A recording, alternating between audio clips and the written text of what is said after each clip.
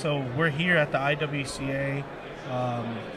From what I understand, you are the founder, and you're the one who kind of, formed this association. And you were telling me earlier about that meeting, that big meeting you guys had. Yes. And so, can you just talk about the idea behind it and just kind of how it formed? Yes, we worked a lot. I felt Ettore had kind of not been with the window cleaners for quite a while, so I felt it was necessary for us to get back and connect with the window cleaners. So I was spending a lot of time out in the field working with window cleaners and with Rasenstein, going to shows, and I knew they all had their own associations and that they were looking for something a little bigger than a local association. And a window cleaner in Lubbock named Jim Willingham asked me to send them some samples, and we sent him a truckload of samples, and he was so enthusiastic about it.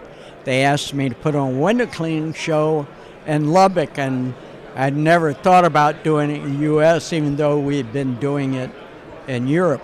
And so I figured I'd call it the Off-Broadway show and see how it went. And Marty Rasenstein said, well, I know who to contact. And over 500 window cleaners from all over the country showed up in Lubbock. Oh, wow. And do you remember what year this was? Good question. God, it was like 40-something years ago. Yeah, okay.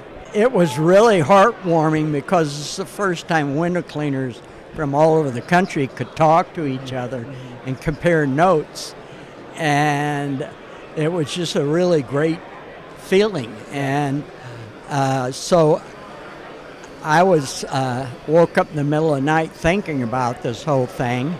I said, well, these guys have been wanting a big association, so why don't we get them together and form an international one, a national one?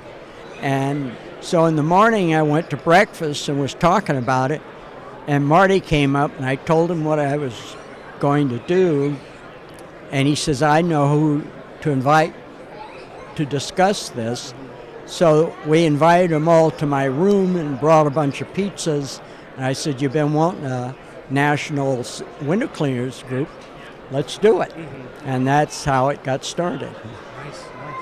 And so from the vision that you originally had till now, I guess, what was the purpose of the association? Like, what was your main goal in terms of what you wanted for the window cleaning industry? They were going through a hard time at that time because OSHA was taking over making the rules on window cleaning, and they had no say in it. And there was other industries that wanted their equipment to be used, and that was going to leave out a lot of equipment that the window cleaners used. And so because of our association, OSHA recognized our group and allowed them to start setting the rules. Nice. And so there were a lot of arguments. We had tons of meetings those first couple of years, meeting all over the place, not just for the show, but just forming the association. And there were a lot of discussions about these rules, and one was the length of the ropes. And I told them, if you don't pick a length, somebody else's, and you're not going to be very happy about it.